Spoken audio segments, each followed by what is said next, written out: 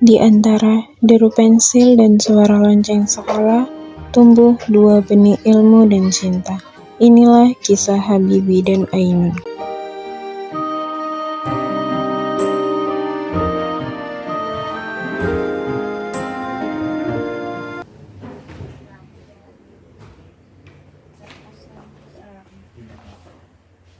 Dia itu beda ya. Dia percaya padahal tidak semua orang bisa lihat. Mulai belajar sama B, musuh-musuh kan, mulai dia terbang. Ini bukan sekedar gambar di pikiran tentang masa depan. Suatu hari Indonesia akan punya pesawat buatan bangsa sendiri, dan aku ingin jadi bagian dari. Kau selalu berbicara tentang mimpi besar. Tapi apakah benar-benar siap untuk lebih? Bangsa ini punya potensi yang besar. Semua yang kita butuhkan adalah niat dan kerja keras. Aku yakin suatu saat nanti kita bisa berdiri sejajar dengan negara besar lainnya. Habibie itu beda ya, tidak seperti laki-laki lain. Dia punya mimpi yang besar, tapi yang membuatku kagum, dia tidak sekedar bermimpi, tapi benar-benar berusaha. Bib, kau ini bilang mesin betul. Lihat, aku bawa majalah dari Jakarta.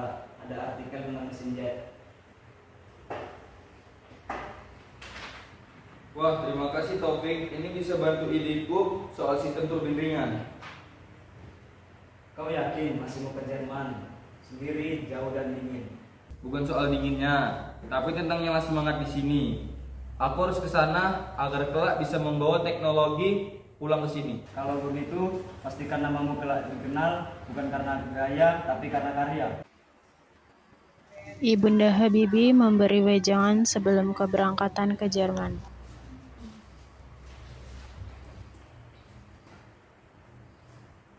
Nah, Jerman itu jauh, kamu akan sendiri.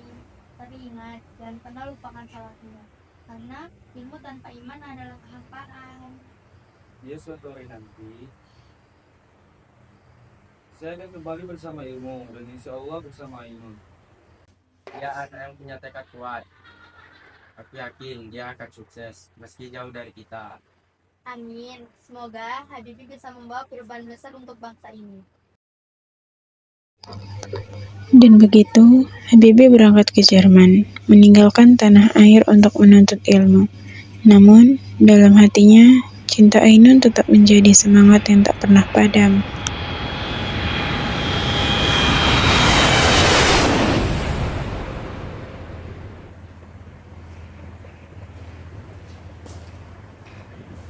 Bib, makan malam sudah siap. Kamu belum ada istirahat sejak pagi.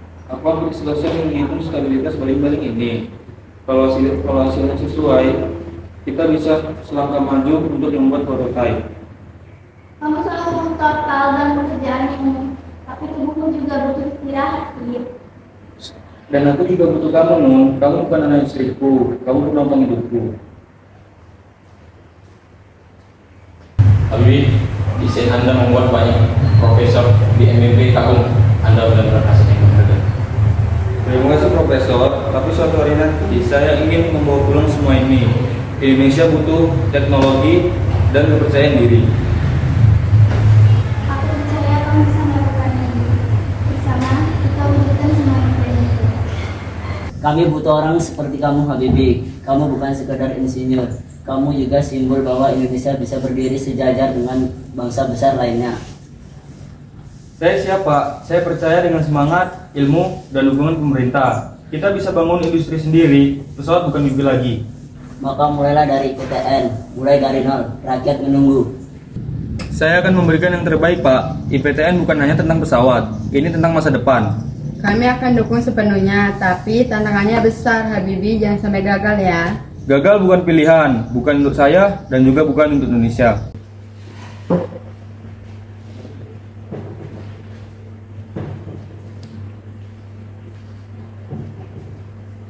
Saudara-saudara, hari ini kita tidak hanya merakit pesawat, kita merakit harga diri bangsa. Tapi Pak, sistem kendali otomatisnya belum stabil, kita perlu waktu.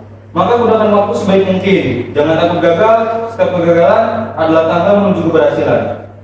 Uji coba dijadwalkan bulan depan, tapi ini sejarah Pak Habibie. Sejarah bukan untuk ditunggu, sejarah untuk diciptakan.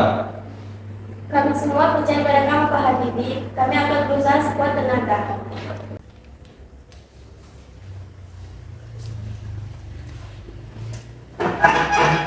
Herr Habibie, Anda mengatakan bahwa distribusi beban tersional dapat diatasi dengan struktur sarana baru. Tetap Herr Doktor, dengan kepadatan bahan ringan dan rekayasa sudut, efisiensinya naik 2 kali lipat. Catat itu, ide semacam ini datang dari mahasiswa Indonesia yang satu ini. Kalian semua bisa belajar dari semangatnya. Saya hanya ingin menjawab tantangan, bukan hanya untuk nilai, tapi untuk negeri saya. Habibie membuktikan bahwa teknokrat pun bisa jadi pemimpin tanpa perlu otoriter, tanpa perlu rakus kuasa. Tapi kenapa banyak politisi sekarang? Justru sebaliknya. Karena warisan demokrasi harus dijaga oleh generasi baru. Kalau kita diam, sejarah bisa terulang dalam bentuk lain. Habibie, saya telah membaca laporan Bapak tentang proyek N250. Ini bukan sekedar ambisi teknologi, ini adalah langkah kemandirian. Benar Bu Menteri, kita tak bisa terus bergantung pada impor teknologi. Kita harus bangun fondasi dari dalam. Saya sepenuhnya mendukung, tapi birokrasi kita masih kaku, banyak yang pesimis. Kita butuh strategi agar IPTN tak sekedar jadi proyek mercusuar. Kita bukan hanya membuat pesawat, kita membangun SDM insinyur, teknisi, perancangan. Setiap ripet di badan pesawat itu adalah lambang dari tangan anak bangsa. Kalau begitu, akan saya pastikan kementerian mendukung penuh, bukan hanya anggaran, tapi juga regulasi dan sinergi dengan universitas. Dulu kami berperang dengan bambu runcing, kini aku berdiri di pesawat karya anak bangsa. Mata kami tak percaya. Bapak-bapak seperti Anda membuat kami semua percaya untuk membangun bangsa ini. Nah Habibie, jangan biarkan pesawat ini jadi simbol, jadikannya terbang. Sejauh anak-anak muda bangsa Indonesia bisa menjangkaunya. Akan saya pastikan Pak, pesawat ini akan terbang. Dan bersama itu, bangsa ini juga akan ikut terangkat. Reformasi, turunkan Soeharto, kami ingin keadilan. Habibie, kami ragu pada engkau bagian dari rezim. Buktikan kalau kau pemimpin rakyat, bukan mereka. Saya serahkan jabatan ini padamu, lanjutkan atau kau akan tenggelam. Saya akan berusaha, ini buat kehormatan, ini ujian sejarah. Keputusan ini berat Pak, rakyat menuntut perubahan, tetapi apa kita sudah siap? Kita tidak bisa mundur sekarang. Saya akan menghadapi tantangan ini dengan seluruh kekuatan saya. Habibie terangkat sejati yang turun ke hubungan politik. Langkahnya berat, tapi ia tak punya pilihan. Tapi banyak yang meragukannya, Bu. Mereka bilang dia hanya bayangan Soeharto.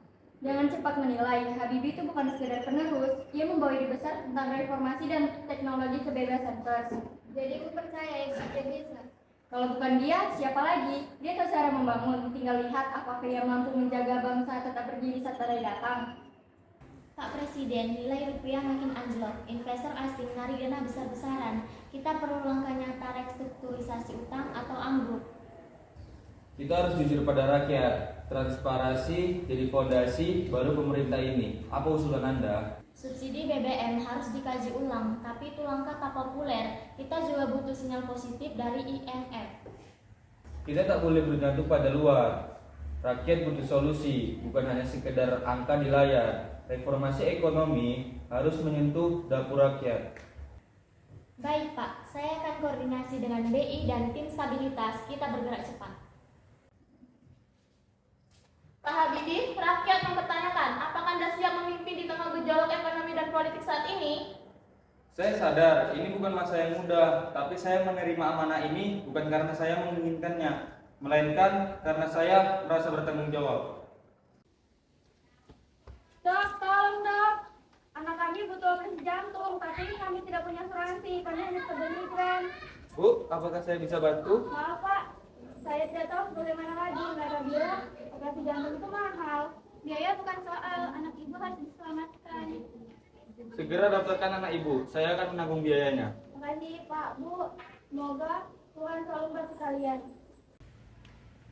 Pak Habibie, hasil pemeriksaan menunjukkan ada indikasi tumor yang ganas yang menyebar. Kami perlu tindakan intensif sesegera mungkin. Apakah masih ada harapan? Kami akan lakukan yang terbaik, Pak. Tapi secara medis, ini perjuangan yang berat. Mohon Bapak dan Ibu bersiap secara mental juga. Aku tidak takut, Dok. Asal Ibu di sampingku. Kami akan terus memantau kondisi Ibu. Jika ada yang dibutuhkan, panggil saya kapan saja. Nun, aku pernah berjanji padamu, kita akan menua bersama, tapi kenapa kau yang duluan lelah? Aku tidak lelah, Lid. Aku hanya pulang lebih dulu.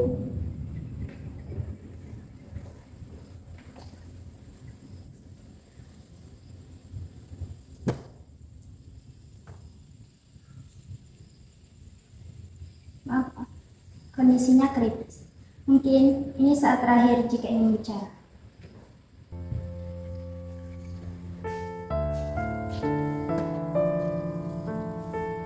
Aku akan menulis tentang kita, agar dunia tahu bahwa cinta sejati itu nyata. Buku ini bukan hanya tentang kamu, tapi tentang Indonesia. Karena dari kamu, aku belajar mencintai negeri ini lebih dalam.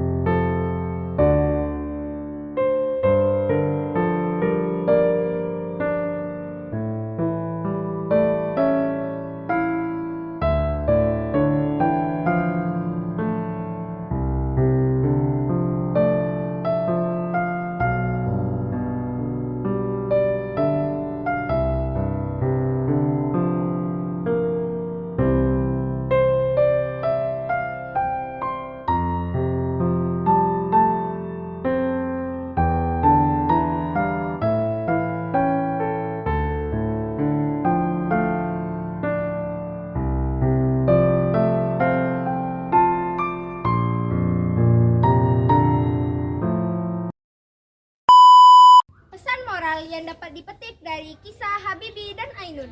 Yang pertama, cinta dan pengabdian bisa berjalan bersama. Kisah Habibie dan Ainun menunjukkan bahwa cinta sejati bukan hanya tentang romansa, tapi juga tentang saling mendukung dalam perjuangan, pengorbanan, dan pengabdian untuk sesuatu yang lebih besar, yaitu bangsa dan negara. Yang kedua, mimpi besar butuh kerja nyata. Habibie sejak muda sudah bermimpi membuat pesawat untuk Indonesia. Mimpinya tidak tinggal mimpi, ia wujudkan dengan bekerja keras, bekerja disiplin, dan berani mengambil keputusan penting. Yang ketiga, ilmu harus diiringi iman dan nilai. Pesan dari Ibunda Habibie bahwa ilmu tanpa iman adalah kehampaan, mengajarkan bahwa kecerdasan harus disertai dengan moral, integritas, dan keikhlasan dalam bekerja. Yang keempat, pemimpin sejati lahir di tengah krisis. Ketika Habibie menjadi presiden di masa sulit, ia tak lari dari tanggung jawab. Ia memilih menghadapi tantangan walau harus memikul beban sejarah yang berat. Yang kelima, warisan terbesar bukan harta, tapi semangat dan nilai.